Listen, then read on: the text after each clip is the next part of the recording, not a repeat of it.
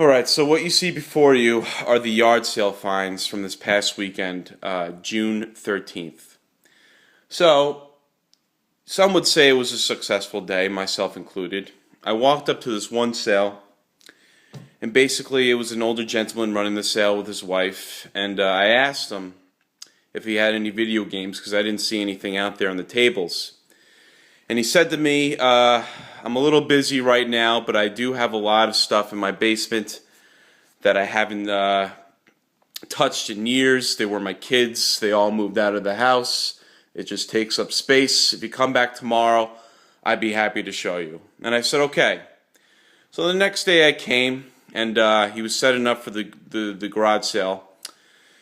And he looked at me and he said, I haven't gotten out the stuff yet. And he said, since you're here, come down to my basement and I'll let you look at the stuff. So I did. I went down in the basement and it was like a setup right out of the 80s. You had that old TV, the old-fashioned TV there downstairs with the that knob type of thing where you change the channels. I haven't seen those in a long, long time. But under a table in his basement lied the Nintendo action set box, and the box was absolutely filthy, covered in soot and grime, probably older than me. And next to it was a box of some NES games in there with the entertainment system, and the thing was absolutely filthy, disgusting. It was unrecognizable, basically. I could tell this thing hasn't been played since his kids last played it in the late 80s or early 90s or whatever it was. And basically, he didn't know what to do with it. He said to me, I have no idea what this stuff is worth. Make me an offer on it. And I said to him, I'm going to give you two answers and you could decide if what you want to do. I said, I'll give you the honest answer of what this stuff usually sells for online, because I didn't want to gyp the guy, and I said, and I'll offer you what I'm willing to pay for it. And so I told him what everything was, worth in working order and everything, shipping, and all those things involved. And I said, I gave him the offer of $50 for everything that you see here. And you got to keep in mind that I had no idea if it worked or not. I would have to clean it, I would have to test it, I would have to do all sorts of things with it. And he happily took it, because to him, this stuff was absolutely dog shit worthless. Took up space in his house, and no one was using it, and he was happy to get rid of it to me. And my point being is that to him, this stuff wasn't worth a damn thing. To me it is. I'm a video game collector and player. This is my passion. I like this sort of thing. To somebody else, it's a monetary gain. They don't really are interested in video games at all, but they know that this is hot right now. So they'll pick it up, sell it, make a quick buck, and move on with their lives. And to others, it's a blast from the past. When they see stuff like this, it gives them great memories of playing it with their friends back in the day, having friends over their house while mom cooked dinner and dad was at work, after school, playing it on their one TV in the entertainment center in the living room, and this was the entertainment set for the whole family. My point being is, something like this can be worth something to one person and worth nothing to another. But something like this watch right here, to me, is absolutely priceless.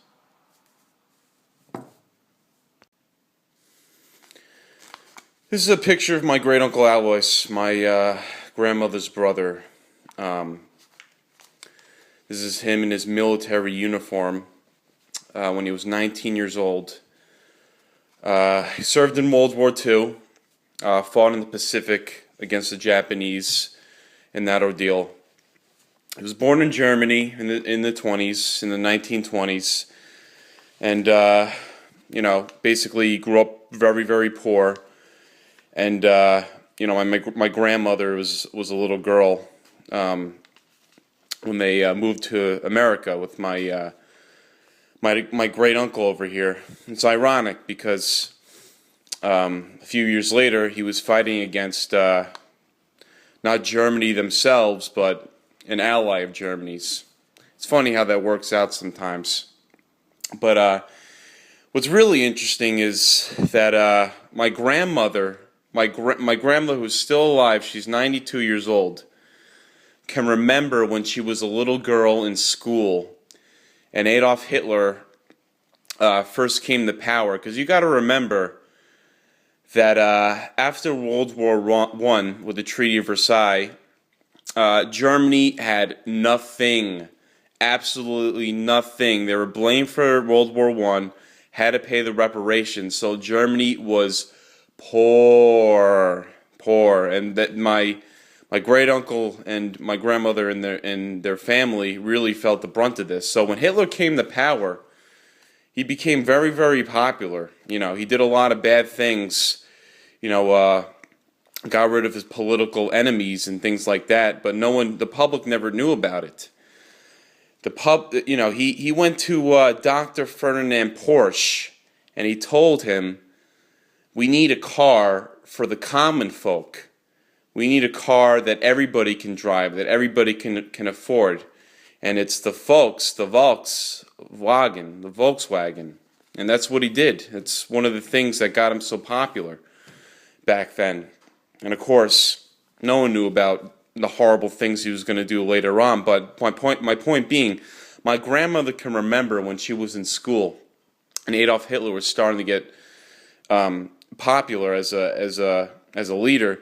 He came to visit the school, and everybody had to do the hand salute and all that, including my grandmother, who was about 4 years old at the time, oblivious to the whole thing. But she can remember that, and it's an interesting part of history that's still alive. Kind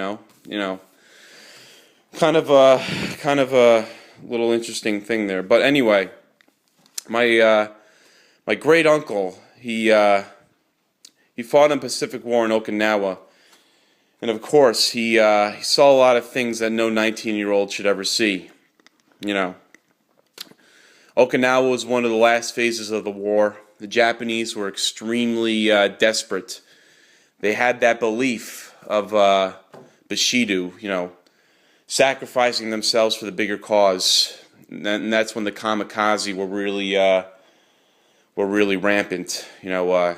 Sacrificing their pilots and their planes against the ships surrounding the islands. But my uncle had to witness all that kind of stuff back then, and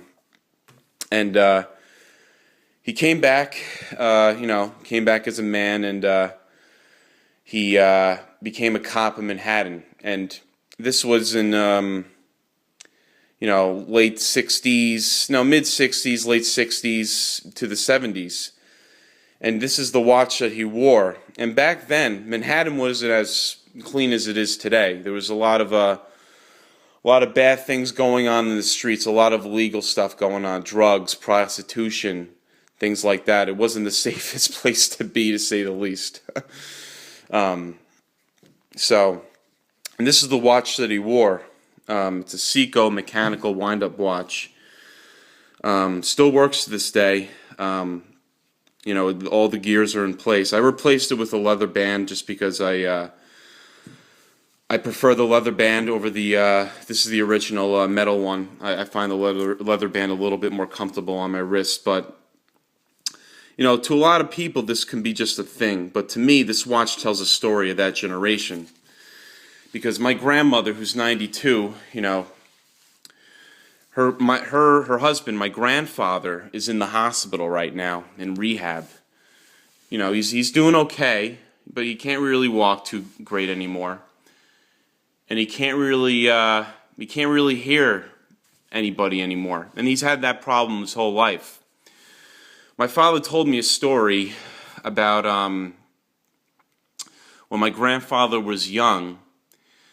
Some kid shot him in the ear with a BB gun, and it screwed up his hearing for his entire life. And my dad referred to this person as an asshole, which he is, who shoots another person in the fucking face with a BB gun. But anyway, I said to my father, if it wasn't for that asshole that shot Grandpa in the ear, he could probably be dead. Because that issue with his ear kept him out of the war.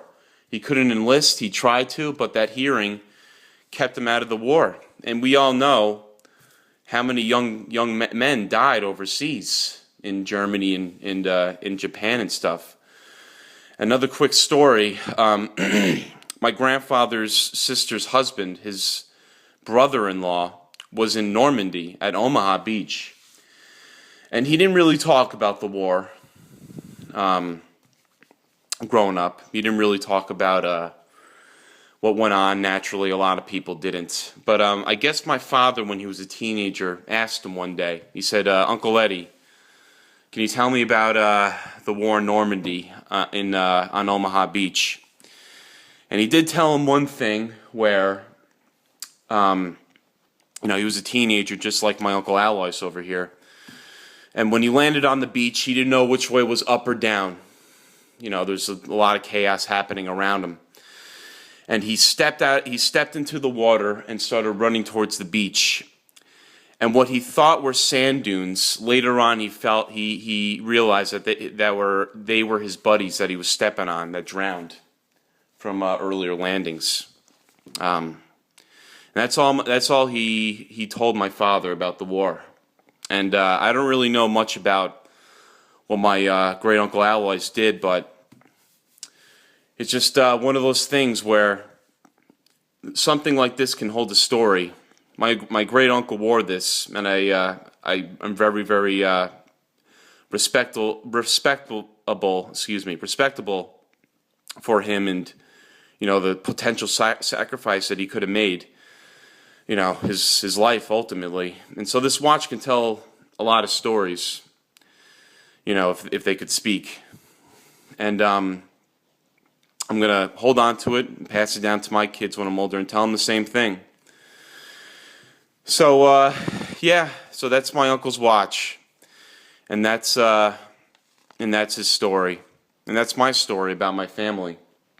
I'm sure a lot of people have some similar type of thing going on in theirs that they can share. But this generation is starting to fade away, and stories like this are starting to disappear. And for my great uncle Alois, he passed away recently, a few years ago, and this is when I really learned about him. He didn't have any kids of his own, but he left these memories with his nieces, his nephews, now to me, his great-nephew, and to many other people, I'm sure. But those people that died overseas, unfortunately, they left nothing to nobody for the future, because there was no future for them, unfortunately. All they did was leave grief towards their families, for a war that was very brutal in the history of human civilization. But that's one story of this generation that I thought was interesting to tell. So thanks for listening, and I'll talk to you later. Take care.